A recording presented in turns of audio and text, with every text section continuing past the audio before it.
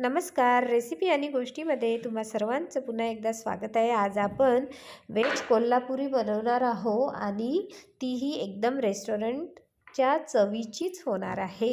Veg कोल्हापुरीसाठी तुमच्या आवडीनुसार भाज्या घ्या. म्हणजे फ्लॉवर आवश्यक असतं, गाजर, मटार टाकू शकता तुम्ही, शिमला मिर्च, त्यानंतर पनीर ऑप्शनल आहे. पनीर आणि मटार जर तुम्हाला आवडत असतील तर दोन्ही टाका, आवडत नसेल तर तुम्ही एक स्किप करू शकता. फक्त भाज्या चिरताना ज्या आहे त्या मोठ्या मोठ्या साईजमध्ये कट करायच्या.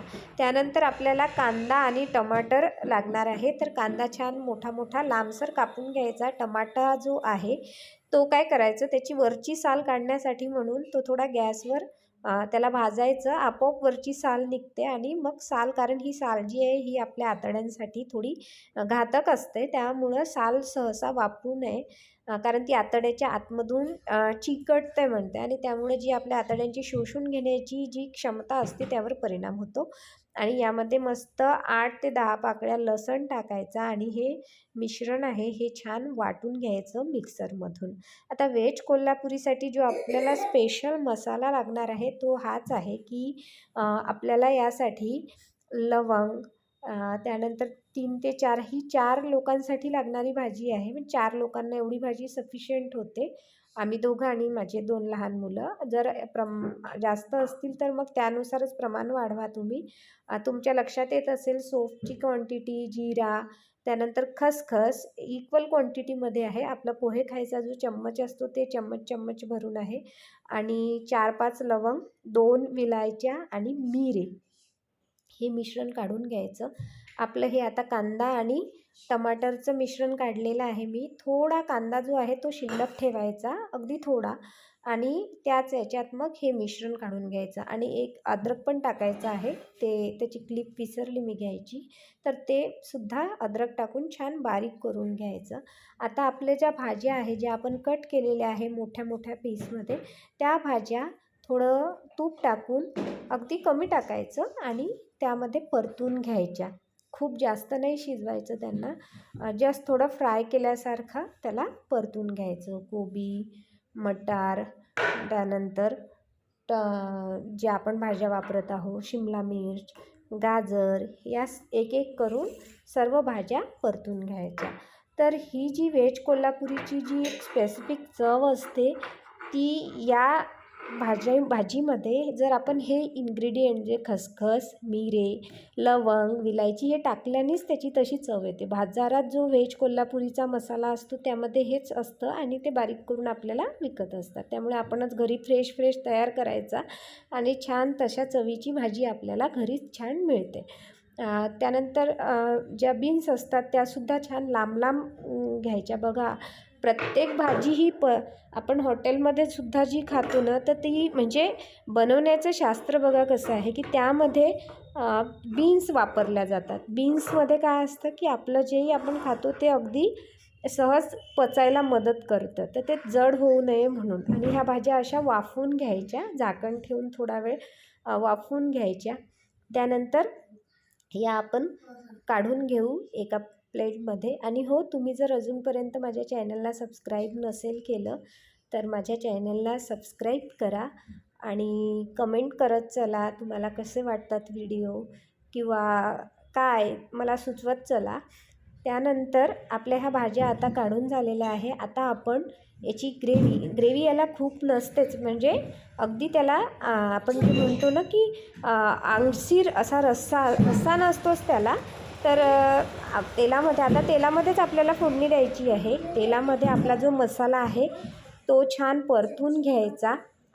पहिले हा मसाला परतून घ्यायचा, जो आपला सोफ खसखसवाला जो मसाला आहे तो परतून घ्यायचा. त्यानंतर मग टमाटर आणि कांद्याचं जे वाटण आहे ते टाकायचं आणि कंटाळा अजिबात येऊ द्यायचा नाही, मस्त परतायचा. कारण की हा कच्चं वाटण आहे, हे आपण आधी भाजलेलं नाही आहे आणि भाजलेलं घ्यायचं पण नाही आहे. आपण काय करतो, प्रत्येक भाजी मसाल्याची म्हटलं की एकच, प्रत्येक भाजीची जी मसाल्याची सुद्धा एक वेगळी टिपिकल पद्धत असते आणि त्यानी मग त्याला एक विशिष्ट अशी चव मिळत असते.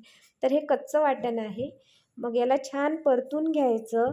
कंटाळा करायचा नाही किंवा थोडं जरी कच्चं राहिलं तर भाजीच्या चवीवर त्याचा परिणाम होत असतो. तेल सुटायला लागलं आहे. आता जो कांदा मी पहिले म्हटलं होतं ना की थोडा कांदा बाजूला ठेवायचा, अगदी थोडा, तो जो कच्चा कांदा आहे तो टाकायचा. याच्यामुळं सुद्धा एक त्याला वेगळा असा ॲरोमा येतो. तर हा थोडाच ठेवला होता मी, म्हणजे अगदी 5-7 तुकडे ठेवले होते छोटे छोटे.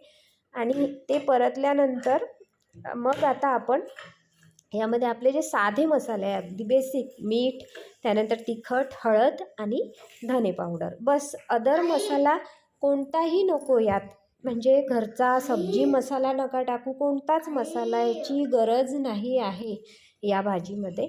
आणि आता छान परतून झाल्यानंतर मग आपल्याला आपलं जे पनीर आहे, आता पनीर कसं आहे ऑप्शनल.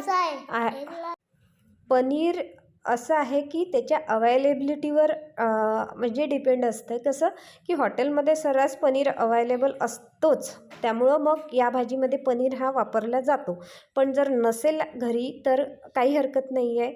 यामध्ये मटार आणि कोबी, गाजर, फरसबी, शिमला मिर्च या इतक्या भाज्या वापरल्या तरी चालतील.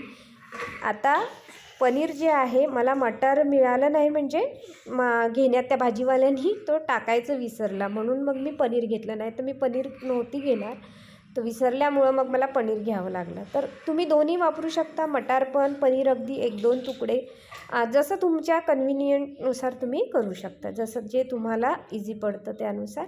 आणि मग हलक्या हलक्या हाताने ही जे आपण भाजी सगळ्या टाकल्यानंतर हलक्या हाताने याला परतवायचं आणि थोडं अगदी पाणी टाकायचं, अगदी थोडं, आणि त्याला झाकून थोडा वेळ होऊ द्यायचं. आता जर पाणी यासाठी टाकायचं थोडं अगदी, की आपला जो मसाला आहे तो लागायला नको. आणि भाजी आपल्या गॅसची जी फ्लेम आहे ती अगदी मिनिमम, म्हणजे मीडियम नाही ठेवायची, स्लो ठेवायची, आणि पाणी टाकून थोडा वेळ होऊ द्यायचं. आता हे मी 3-1 मिनटं होऊ दिलं. त्यानंतर मग एका पातेल्यात गरम पाणी ठेवायचं आणि गरम झालेलं उकळलेलं पाणी मग भाजीत टाकायचं.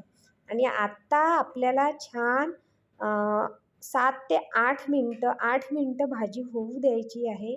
झाकण ठेवायचं आणि मस्त होऊ द्यायची. आता बघा, पाणी जे आहे ते अगदी निघालेलं आहे, म्हणजे पूर्ण आटलं ते, आणि बिलकुल अंगसर असा त्याला रस्सा राहिलेला आहे. क्रीम असेल तर टाका, नसेल तर काही हरकत नाही आहे. थोडी साखर टाकायची, कारण ही भाजी खूप तिखट नसते. मग तुम्ही जर म्हटलं स्पायसी व्हेज कोल्हापुरी हवी तरच स्पायसी बनवतात, नाहीतर अदरवाईज हॉटेलमधल्या भाज्या ज्या आहेत त्या थोड्या गोडसर चवीच्याच असतात. आणि मग सांबार वरून छान टाकायचा आणि मस्त लिंबाची फोड घ्यायची, एक पिळायची, आणि आपल्या पोळीसोबत, मस्त पोळी, तुम्हाला भात आवडत असेल भातासोबत खा, पोळी आवडत असेल पोळीसोबत खा. आणि बनवून बघा, अगदी हॉटेलसारखी होते. फक्त जो मसाला सांगितला आहे घरगुती, जो व्हेज कोल्हापुरीचा मसाला आहे तो वापरा, छान होईल. पुन्हा भेटूया अशाच एका रेसिपीमध्ये. तोपर्यंत नमस्कार.